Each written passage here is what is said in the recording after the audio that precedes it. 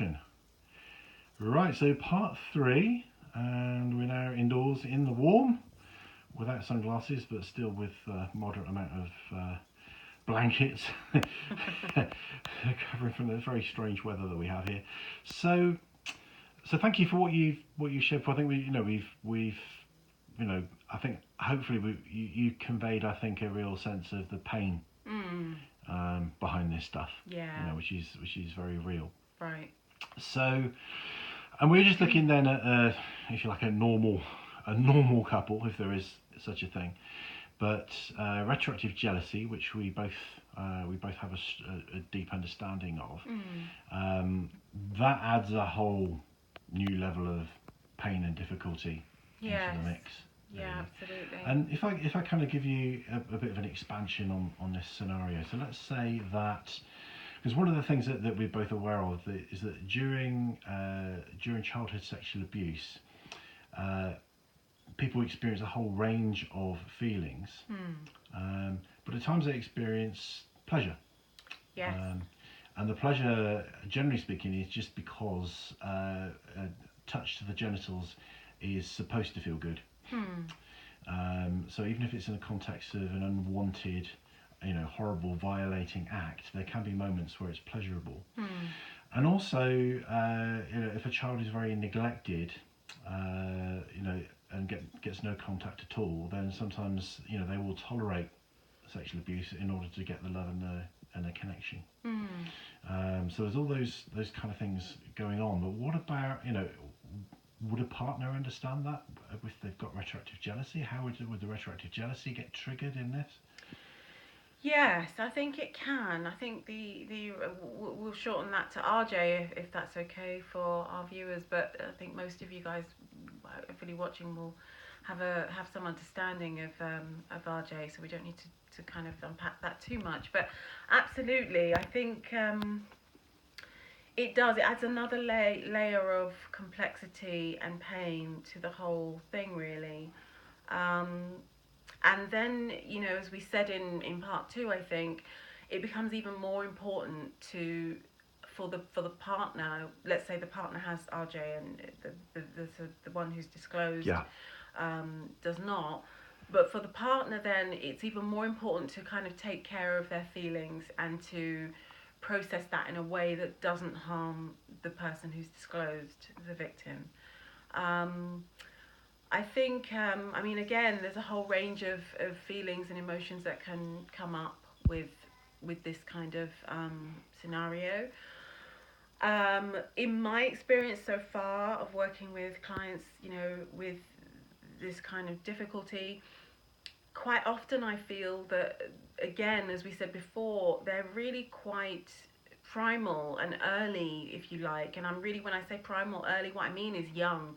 So when we were little and we quite undifferentiated and our feelings were all over the place, and as it's normal for children, I think sometimes with RJ, what I experience is my clients telling me about their feelings that are very much from a very young age, actually. And they have their roots in childhood, really. So there's a kind of regressive element to yes. retroactive jealousy, where maybe part of somebody's development is maybe arrested to some degree, or where they kind of jump back to an earlier stage. That's my experience, and as we've said many times, there really isn't any, as far as we know, any real research on RJ. But as someone myself who recently completed a master's degree in my field as a psychodynamic psychotherapist, I have that. I guess it's given me a perspective as a researcher and noticing patterns and that kind of thing. And what I've noticed in terms of the clients I've seen is, yes, that there can be some parallels even to certain disorders that are listed in the DSM handbook. There can be certain parallels and certain similarities. So that means that the reactions can be quite extreme and really disruptive to the partner. Now we're talking about the partner's life, and very kind of cyclical and persistent. We know that there are links and similarities with RJ and OCD, of course.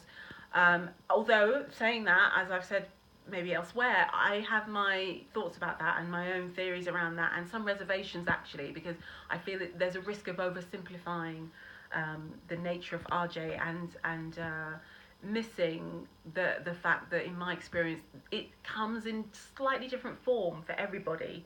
So yes, there are certain similarities, but there's such a broad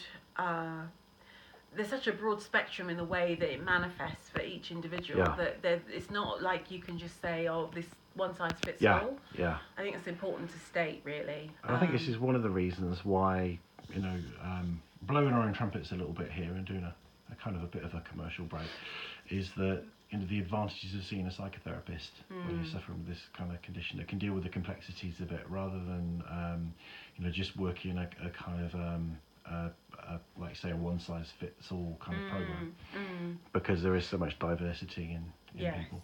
And on that note, I would say, and I would add that, sometimes clients come to me from other practitioners, and usually it's somebody who's not a therapist but has some experience of RJ, or maybe they feel they've recovered, and so they're offering something. And what I hear is that the therapy or the counselling they've had is based on what we kind of would say is CBT, so cognitive behavioural therapy, which is, has its place. And again, I try and add these caveats, because sometimes I know I can come across as like, oh well, she's saying it's bad. I'm not saying it's bad. All I'm saying is that CBT has its limitations as well, in that if we're just working on behaviors and how you feel in the moment, and scoring how you feel today or this an hour ago versus now, there's a lot that can be missed. You might work at the top of the iceberg, but there's actually all of this underneath the water. Yeah, CBT isn't it's not a depth psychology, is it? Or no, depth psychotherapy. I wouldn't say so. Maybe some people would argue with us about that point, but I would say, yeah, it's not, absolutely. And I think that's tricky. And sometimes people come to me and will say, oh, but I've had therapy, I've done that, and then they realise quite quickly when they start working with me that, whoa, this is something else. Right. Yeah, they've not been there. They've not been anywhere near. No, it's a very different practice. So just hold that in mind if you're considering therapy with a psychodynamic therapist versus your original counsellor or CBT therapist. They're very different ways of working, and what we can offer is that richness and that, as I say, even with my view as a researcher, formulating some kind of frame and some kind of theory about what RJ is, and how that dovetails potentially with other disorders that are more known about and more researched, and somebody who's a recoverer, if that's a word, of someone who's recovering from RJ, may not be able to offer that kind of breadth. So I feel like I've gone off at a tangent. I'm so sorry. Well, it was a kind of it was a good sort of sales pitch for our business. So that's a kind of tangent. So maybe it would help if I just kind of maybe see if I can recap what you said, make sure I understood correctly. Absolutely. So I think it was in part one or two, we were talking about these kind of dynamics in a relationship where there is no RJ, and about how the partner has a great responsibility in this issue, in how they take that information, because they're dealing, a cluster bomb, if you like, has been exploded inside their head. Yeah. But the victim of the abuse, as for them, that explosion took place a long time ago, and they may have already done an awful lot of work in kind of defusing and clearing up the wreckage. Right. But the bomb is really fresh in the partner. Yeah. So there's all kinds of extreme kind of arousal and all kinds of things going on. Yeah, exactly. So we're not saying that, and of course that's perfectly natural and normal and very difficult. So there's a great responsibility for that partner to kind of to deal with that and hold that in a way that's not going to sort of another explosion for the victim. Absolutely. And there's also what you said was there's a tendency when having those kind of discussions to go into quite a regressed emotional state rather than our best adult resource state. Yes, exactly. And then with the retroactive jealousy, what you're saying is that what you've observed is that sometimes when people are experiencing retroactive jealousy, that's also a regressive state, and people go back to a more childish or childlike way of thinking and processing emotions. Yes. So you've got a kind of double whammy there. So, Absolutely. So the person with retroactive jealousy, they've had that cluster bomb go off in their head, and they're even less resourced than the average Joe. So the cluster bomb is kind of, is causing more damage. Yeah. So there's an even bigger responsibility, an even bigger challenge for them to hold that. Yes. And deal with that in some kind of healthy way. Yeah. Without effectively kind of re-traumatizing and re-damaging the partner. It's really difficult. Yeah, it's huge. I think absolutely. I think that you've really neatly summarized all of that. The only other thing that comes to mind that I haven't touched on, and it is slightly more complex sort of theme, but it might be useful to somebody out there watching this. So, and that is, you and I have talked about this at length in the past over our clinical discussions, but it's that, the nature of abuse, and as we said in our earlier segments, we were thinking about an incest, an example of where there's been incest in a family, and then the partner discloses, and now we've added another factor, which is the partner has RJ, and is then needing to process all of this.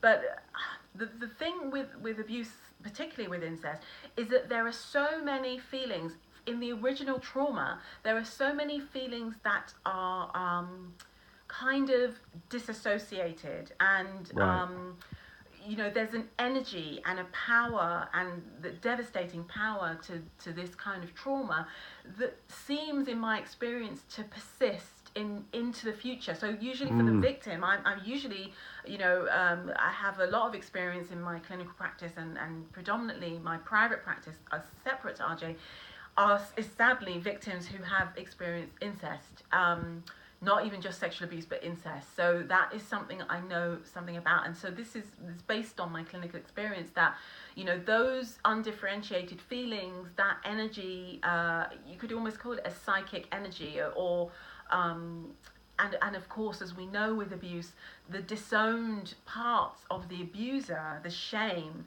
the rage, the kind of the murderous intent sometimes. I mean, we hear about these horrific cases where, you'll have somebody who actually murders the child that they abuse, and actually that is so much about how they're feeling. They want to murder themselves. So you can imagine that they've murdered this poor innocent victim. So you can imagine, even if you don't have such an extreme case, and your partner's divulged this to you, and yes, you're the one suffering with RJ, but just keep that in mind, that you may also be dealing with a lot of kind of archaic kind of psychic energy, if you will, that has kind of been brought back to life in some way, shape or form, and is then in the mix as well. And certainly if the person disclosing has not got a very solid recovery under their belt, that's even more the case, because they're still potentially going to be dealing with shame of their own. And I want to add one other point here, because this is such fraught and painful stuff we're talking about, that suicide sometimes comes into the mix too. Yeah. And suicide can come up both for the victim, both for the RJ sufferer, now what we're now talking about. Yeah. Because as I say, and part of the reason why is because, going back to my hideous example of the murderous, abuser, the one who, even if an abuser doesn't go to that extreme end of murdering their victim, those sorts of feelings can be around anyway. And I think, in my view, again, this is just based on my clinical experience here, but in my view, I think some of that is reawakened in the telling, particularly when you've got two people potentially who haven't got a huge amount of recovery under their belts, as it were, and healing, and if there's any kind of unresolved stuff, which there may well be, it is very human and normal. Just keep in mind that you might have that extra dose of a kind of murderous feeling, which may translate to a feeling of, I want to kill myself, or your partner who's disclosed feeling, oh my God, I can't handle this, I want to kill myself. Please reach out for help. In most countries in the world, there are free helplines for suicide prevention, such as Samaritans, such as Childline. I'm thinking of the UK off the top of my head, but there will be for your area. So reach out for help immediately. Do not wait. Speak to your GP if you have one. and reach out to us as well, and we can Yeah. hopefully, you know, save some lives. It sounds dramatic, Because but this stuff can be dangerous. this stuff can be super dangerous. We're not Okay. talking about something small here. We're talking about something that's dangerous. Yeah, and it's also, we're adding this in as well just to recognise that, you know, if you're dealing with this stuff, it's really painful and difficult. So if you're struggling, you know what? You're human. You're going to struggle with it. Anyone would. So again, to reiterate, you don't have to struggle alone. We're here. That's what we do. And, you know, we would love to talk to you if you're open to working through some of this stuff.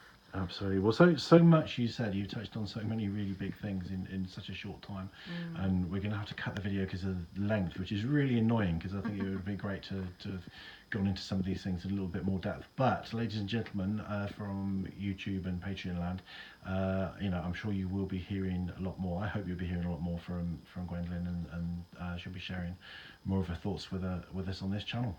So thank you very much. Thank you for having me. For both of us, Rangi Marie.